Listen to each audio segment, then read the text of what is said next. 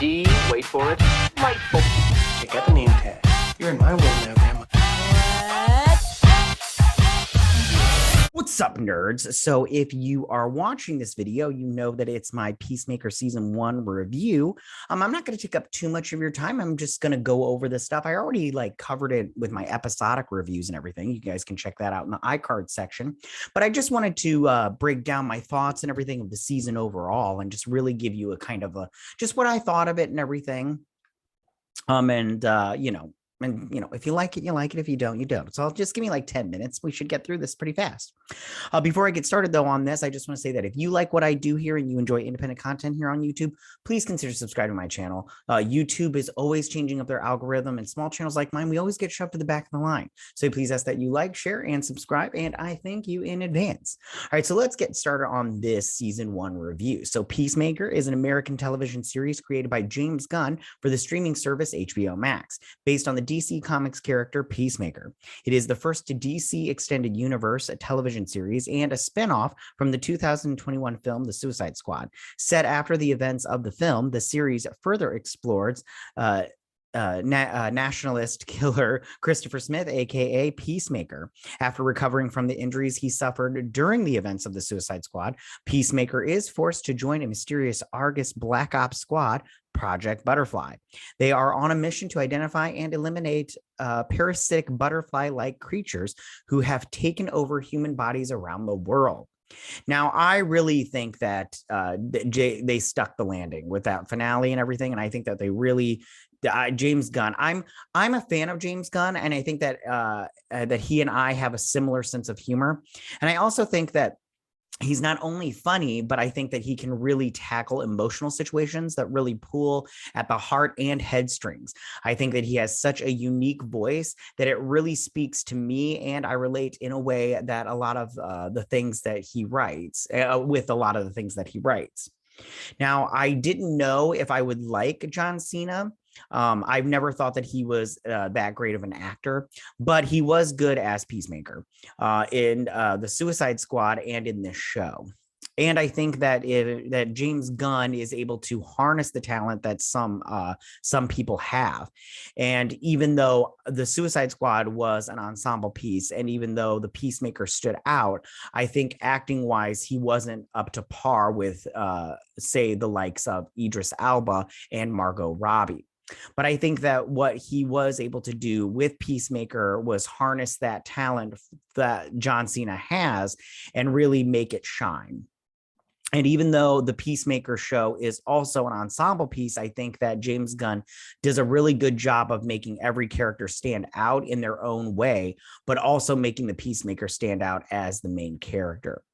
Because I went into this show not expecting anything, and in all honesty, not expecting it to be really a good show, because again, it's John Cena, and I wasn't like the huge I wasn't a huge fan of his acting work, but I really enjoyed the show, and I thought it was very good in many aspects.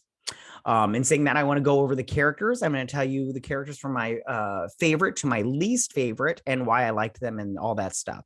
So my first favorite is Vigilante, aka Adrian Chase. I really liked this a lot. The actor's name is Eddie Stroma, I believe. Anyways, he did such a good job. He made me laugh the most. I liked his stupid banter and everything, and just how he was vicious with his killing, but lovable at the same time, because he had no emotions, because he was just a psychopath. But I did like it. I thought it was great and everything. Next up is Peacemaker. I liked his progression through the series, his relationship with his father and how that was toxic and very detrimental to his psyche. I also like the fact that you could see, he was trying from his progression from the Suicide Squad to this. He didn't want to just kill because anymore. And I think that John Cena did a good job with not only the comedy part, because I do think that he's good with the comedy, but I also liked his emotional parts. That's with the scenes where he gets drunk and he cries and everything over his brother, and that kind of thing. I thought it was really great. And then also the emotional part where he killed his dad. I thought that it was just very good. It was very good. Next one up, Amelia Harcourt. I really liked this character a lot. I thought it was great. I was scared that she was going to get taken over by a butterfly, and we're going to have to deal with that nonsense for, season 2. But we didn't, because she got saved. But I really did like her a lot, this character a lot. She was a strong woman and everything. But I liked her. She was like a no nonsense kind of girl. Next one is John Economos. I don't know how to say his last name. Diebeard. I like Diebeard. I like Diebeard a lot because he was like, when he had to admit that he actually dyed his beard, and then he was like, and he thought no one would notice because nobody cared. I was like, oh, I feel for you, dude. You're just going through the walks of life, and you're just like, does anybody even care that I'm here, kind of thing. I get that. We've all been there before and everything. Plus, he also made me laugh a lot, and yeah. Next one is Leah Leota Adebayo. The reason this character is not higher up is not because I didn't like her. In fact, I did like her. It's just every other character I either thought was stronger as a character, or I thought was funnier. You know how you get me is make me laugh. And Leota didn't make me laugh. I just liked her character because she was there for emotional support, kind of thing. And whatever, like I don't know. No, I liked her, but it was and then the last one was Clemenson Mern. This character, I like this character, but he's on the bottom of my list, and I'm only doing the main team, but he's just on the bottom of my list because out of everybody, he's like not the coolest. Like everybody else is cooler than him. I'm sorry, that's just true. And I just think that his storyline as a butterfly was really was cool. Was cool and everything. All right, so the plot of this show, the Project Butterfly, I did like it. I'm not trying to say that because I know some people might think that I'm just crapping all over this plot, but it like and I've said it in my episodic reviews, is for season 2, please, no more aliens that take over humans. Like we've seen it before. James Gunn, you've done it twice now. A little bit different in both times, but I just feel like that storyline is played out. And personally, I don't want to see it again from James Gunn. If he does do it again, I'm going to watch it, but I'll just be all like, is this the only thing that you can do, dude? Because I'm not really interested in this storyline again. I'm just not, but I did like it in this one.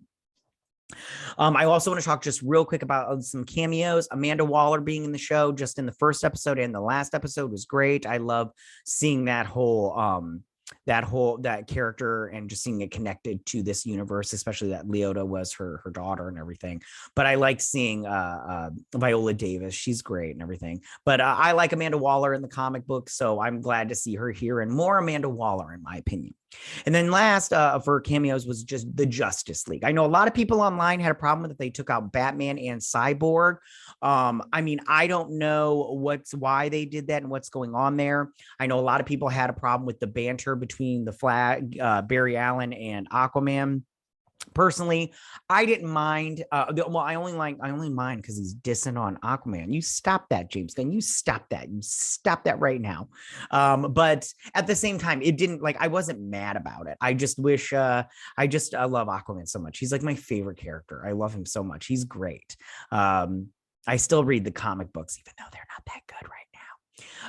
But yeah, and I had a thing in my review for the Suicide Squad is I thought that would be great if the Suicide Squad, they went to attack Starro, and instead of them taking out Starro, the Justice League came in, and you didn't show like the Justice League up close. You just showed them at a distance, so you could use a digital Superman and Wonder Woman. But I just thought it would be great to see them come in and take out Starro, and then the Suicide Squad be like, well, that's some BS right there. But they didn't do that. I'm like, it's fine. It's fine. I just thought that's what I had envisioned when it happened.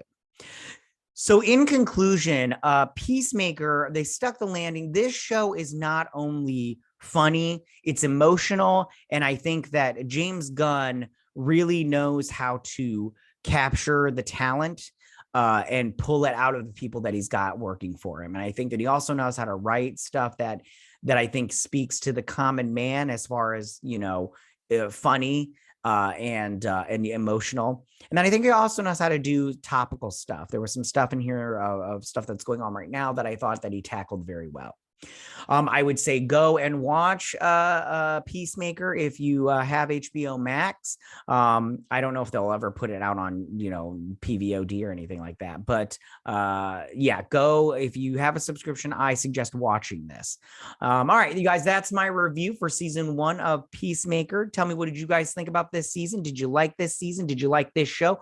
Who was your favorite character? Go ahead and leave all your comments in that section down below. If you like this video, go and hit that like button. I won't mind. If you're new to my channel, please hit that subscribe button. I'd greatly appreciate it. I will see you guys on my next review. You guys have a good day. Bye.